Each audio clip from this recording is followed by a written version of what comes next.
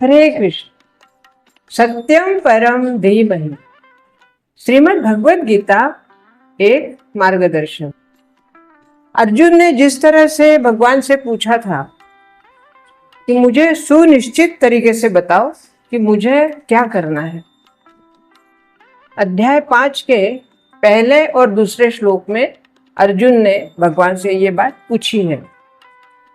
अब भगवान उस सुनिश्चित तरीके से अर्जुन को बता रहे हैं। दूसरे श्लोक में उन्होंने बताया था। अब आज तीसरा और चौथा श्लोक है।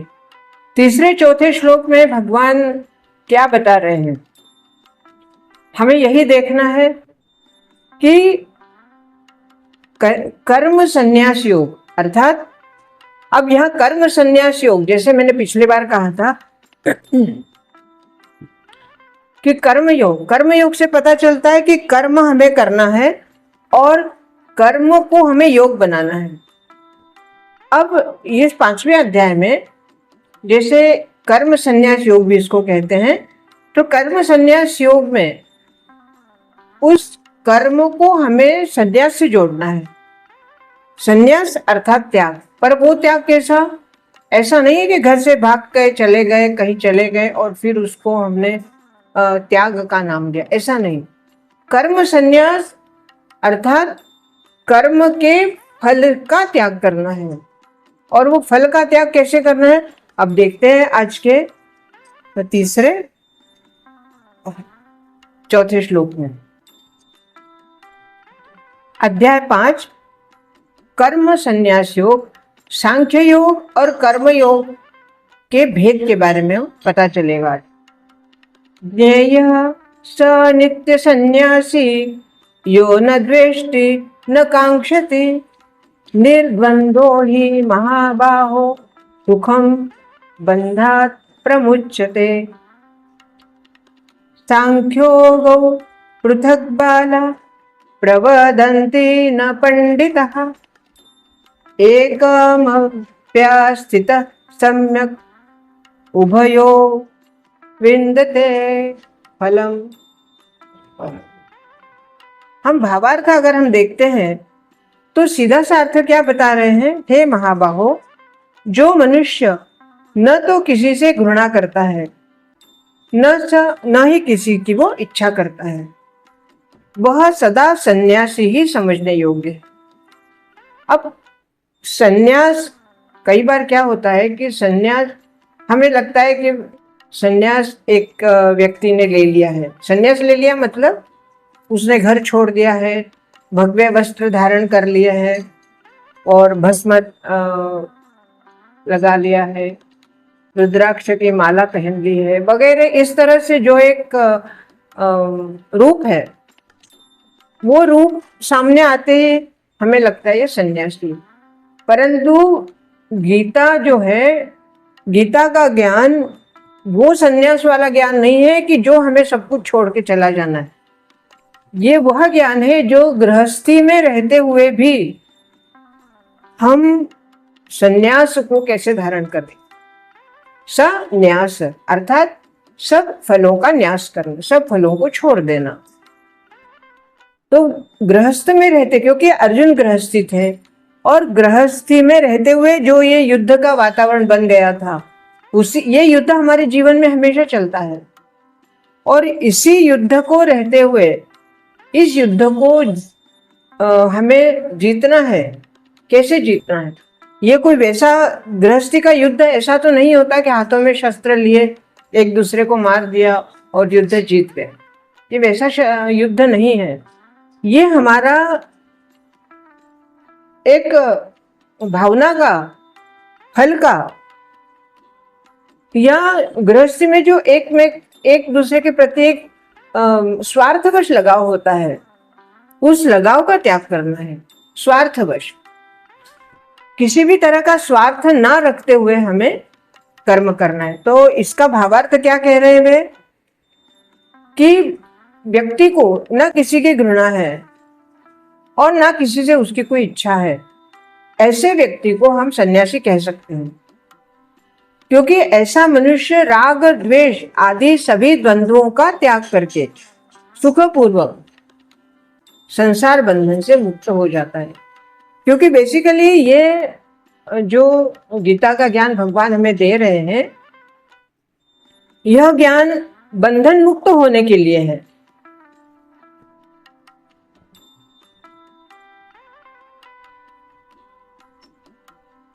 यह ज्ञान हमें बंधन मुक्त होने के लिए है। और बंधन मुक्त व्यक्ति तभी हो सकता है जब वह फल का त्याग करता है, या किसी से, ना तो किसी से प्रेम है, ना तो किसी से घृणा है, और ना ही किसी से कोई अपेक्षा है। दूसरा भावार्थ क्या है? अल्प ज्ञानी मनुष्य ही सांख्य योग और निष्काम कर्म योग को अलग अलग समझते हैं। अब यहाँ पे थोड़ा सा ये क्लियर बता रहे हैं कि अल्प ज्ञानी का मतलब ये है कि जैसे किसी को कुछ ज्ञान हो गया, या उसने कुछ पढ़ लिया, सीख लिया, और बस अपने आप को ज्ञानी समझ लिया, तो ये जो ज्ञान है ये अल्प ज्ञान है। क्योंकि ज्ञान उसको कहते हैं जो हमने ग्रहण करने के बाद हमारे जीवन में उस ज्ञान को उतारा है, वो सच्चा ज्ञानी है। तो यहाँ भगवान कह रहे हैं कि अल्प ज्ञानी मनुष्य सांख्य योग और निष्काम कर्म योग को अलग अलग समझता है। जैसे सांख्य योग अलग है, निष्काम कर्म योग अलग है। और पूर्ण विद्वान व्यक्ति, जो विद्वान है, विद्वान मतलब जिस व्यक्ति ने ज्ञान प्राप्त करके अपने जीवन में उस ज्ञान को उतारा है, ऐसा व्यक्ति दोनों में एक अच्छी प्रकार से स्थित पुरुष, दोनों के फल रूप परम सिद्धि को प्राप्त। कैसे? क्योंकि दोनों में से एक अच्छी प्रकार से स्थित पुरुष, इसी दोनों, जैसे सांख्य योग है, निष्काम कर्म योग है, किसी भी एक में अगर वो सिद्ध पुरुष दोनों फल रूप परम सिद्धि को प्राप्त हो। थोड़ा समझने में कठिन लग रहा है, एक बार फिर से बता रही हूं। अल्प ज्ञानी मनुष्य ही सांख्य योग और निष्काम कर्म योग को अलग अलग समझते हैं, न कि पूर्ण विद्वान मनुष्य। क्योंकि दोनों में से एक में भी अच्छी प्रकार से स्थित पुरुष दोनों के फल रूप परम सिद्धि को प्राप्त होता है।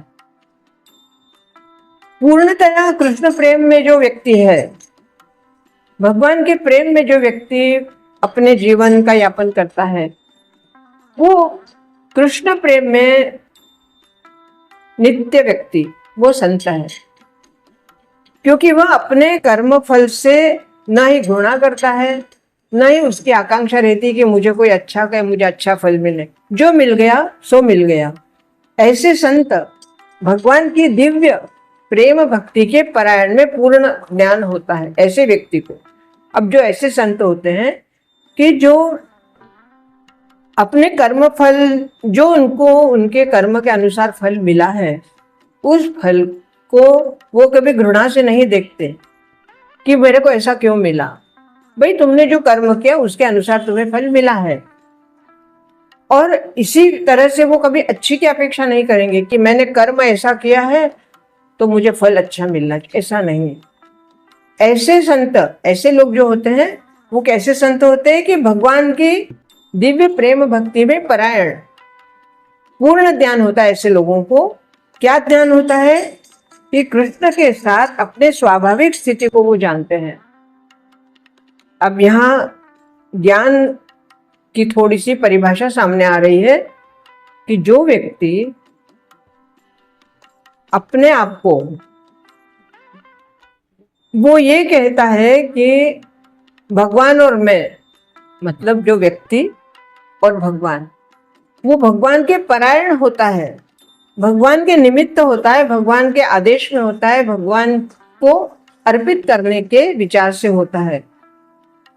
तो ऐसा व्यक्ति जो होता है वो कृष्ण के साथ अपनी स्वाभाविक स्थिति को वो जानता है कि वो, उसकी स्वाभाविक स्थिति क्या है। वो भलीभांति जानता है कि कृष्ण भगवान पूर्ण अंशी है, वो पूर्ण है और मैं अंश मात्र हूं। तो एक पूर्ण और एक अंश, दोनों में फर्क तो होता है। और ऐसा ज्ञान इसलिए पूर्ण होता है, अब जिस व्यक्ति को ये ज्ञान हो गया कि भगवान पूर्ण है और मैं अंश हूं, तो ऐसा ज्ञान जिस व्यक्ति को हो जाता है, ऐसे व्यक्ति को पूर्ण ज्ञानी कहते हैं। और ऐसे ज्ञान को पूर्ण ज्ञान क्यों कहते हैं, ये भी बता रहे हैं कि गुणात्मक और सकारात्मक रूप से यह सही। कृष्ण तादात्म्य की भावना का भ्रम हो सकता है, जैसे कृष्ण में मुझे कृष्ण से प्रेम है। अब कई बार ऐसा होता है कि हम अपने मन में सोचते हैं कि मैं तो भगवान से बहुत प्रेम करती हूँ, परंतु कहीं ऐसा तो नहीं कि उस प्रेम में कुछ इच्छा है, कुछ प्रेम में कुछ हम प्राप्त करना चाहते हैं, हमारे प्रेम में कहीं स्वार्थ आ गया। तो ऐसा जब होता है तो भ्रम हो जाता है कि मेरा भगवान से प्रेम है, परंतु वो प्रेम स्वार्थवश है। और स्वार्थवश जो प्रेम होता है वो आपका स्वार्थ सिद्ध होते ही प्रेम गायब हो जाता। तो ऐसे व्यक्ति को पूर्ण ज्ञानी नहीं कहते। अब क्योंकि हम अंश के बराबर हैं, तो यह ज्ञान की एकता, यह ज्ञान की जो एकता है उसका गुण है, न कि गुण की मात्रा का। अब किसी व्यक्ति में गुण कितना है, जैसे को हमने मात्रा में नापा, तो ये कोई ऐसी मात्रा तो है नहीं जिसे हम लीटर में नाप सके या किलोज में नाप सके। ये मात्रा भावना की है। तो जो ज्ञान एकता गुण की है, इस ज्ञान की जो एकता है वो काय की, गुण की है, मात्रा की नहीं है। सही दिव्य ज्ञान है जिससे मनुष्य अपने आप में पूर्ण बनता है। जो दिव्य ज्ञान होता है उसी से वह पूर्ण बनता है, जिसे न तो किसी वस्तु की आकांक्षा रहती है, न किसी का शौक रहता है, उसके मन में किसी भी तरह का छल कपट नहीं रहता, बिल्कुल स्वच्छ भाव से, जिसको कहते हैं कि निश्चल निश्चल, एकदम स्वच्छ मन से वो कार्य करता है। और वह जो भी करता है वह सबको कृष्ण के लिए करता है। इस प्रकार जो कपट की वस्तु होती है, जैसे कपट के द्वारा कोई कार्य हमने किया है, कोई वस्तु हमने तैयार की है, तो वो भी भगवान को क्या अर्पित हम कर सकते हैं? नहीं कर सकते। अब आगे भगवान ये कहते हैं कि भौतिक जगत के विश्लेषणात्मक अध्ययन अर्थात सांख्य का उद्देश्य आत्मा को प्राप्त करना है। अर्थात वो कौन सी आत्मा? यहाँ क्या बता रहे हैं? भौतिक जगत के विश्लेषणात्मक अध्ययन, जो सांख्य योग का उद्देश्य है वो आत्मा को प्राप्त करना है। भौतिक जगत की आत्मा विष्णु या परमात्मा, भौतिक जगत की जो आत्मा है जैसे अंशात्मक है, ये सब भगवान के अंश है। और भगवान की भक्ति का अर्थ क्या है? भगवान की सेवा करना। अब जैसे एक चीज होती है कि जैसे हमें वृक्ष की जड़ को पहले खोजना होता है कि वृक्ष की जड़ कहाँ है, और फिर उस जड़ को सींचना है, तभी वृक्ष फलीभूत होगा। ठीक इसी तरह हमें पहले उस परमात्मा को खोजना है। खोजना का मतलब क्या है? परमात्मा कहीं बाहर नहीं है, हमारे अंदर ही है। तो हमारी जो आत्मा है वही परमात्मा का अंश है। तो हमें अंतर्मुखी होना है, अंतर्मुखी होके हमें अंदर की यात्रा करनी है, तब हमें परमात्मा के दर्शन होते हैं, क्योंकि वह आत्मा ही, परमात्मा ही हमारी आत्मा स्वरूप है। तो जब हम सांख्य दर्शन का वास्तविक विद्यार्थी जो होता है, जैसे सांख्य योग जो सीखते हैं, सांख्य योग का जो वास्तविक विद्यार्थी जगत के मूल अर्थात भगवान विष्णु या भगवान नारायण को ढूंढते हैं। ढूंढते मतलब वो ध्यान से देखते हैं कि भगवान नारायण ही सर्व है, वो पूर्णात्मा है, पूर्ण है वो। और फिर पूर्ण ज्ञान सहित अपने को भगवान की सेवा में लगा दे। जैसे अभी मैंने कहा कि जैसे वृक्ष की जड़ को खोजना और फिर उस जड़ को सींचना, ठीक इसी तरह भगवान को हमें हमारे अंदर खोजना है, उन्हें जागृत करना है, और फिर हमें इस शरीर के माध्यम से उनकी सेवा में तत्पर होना, अर्थात उनकी सेवा हमें इस शरीर के माध्यम से हमें करनी है। यही हमारे जीवन का उद्देश्य है। जो लोग अब ये हमारा भगवान एक बात क्या कहते हैं, जो लोग चरम उद्देश्य को नहीं जानते वे ही कहते हैं कि सांख्य योग कर्मयोग एक नहीं है। ये दोनों अलग नहीं है, एक ही है। जो विद्वान है वे जानते हैं कि इन दोनों में जो उद्देश्य क्या है वो एक ही है। जैसे मंदिर में हमें जाना है, कोई इस रास्ते से जाएगा, कोई उस रास्ते से जाएगा, परंतु दोनों का लक्ष्य तो मंदिर जाना ही है। एक जो जा रहा है हो सकता है वो शॉर्टकट से जाए, एक जाए वो लॉन्ग कट से जाए, लंबे रास्ते से जाए, पर वो एक दूर बाद में पहुंचेगा, एक पहले पहुंचेगा, परंतु दोनों का उद्देश्य तो मंदिर में ही जाना है। तो इसी तरह हमारा उद्देश्य भगवत प्राप्ति है। तो भगवत प्राप्ति हम सांख्य योग से करें, भक्ति योग से करें, ज्ञान योग से करें, संन्यास योग से करें, कर्म योग से करें, किसी भी माध्यम से करें, परंतु हमारा उद्देश्य भगवत प्राप्ति है। तो आज के श्लोक में हमें ये पता चला कि हमें सांख्य योग और कर्मयोग दोनों अलग अलग नहीं है, एक ही है, परंतु हर एक का अपना मार्ग अलग होता है। तो आज के लिए इतना ही। बहुत बहुत धन्यवाद। हरे कृष्ण हरे कृष्ण।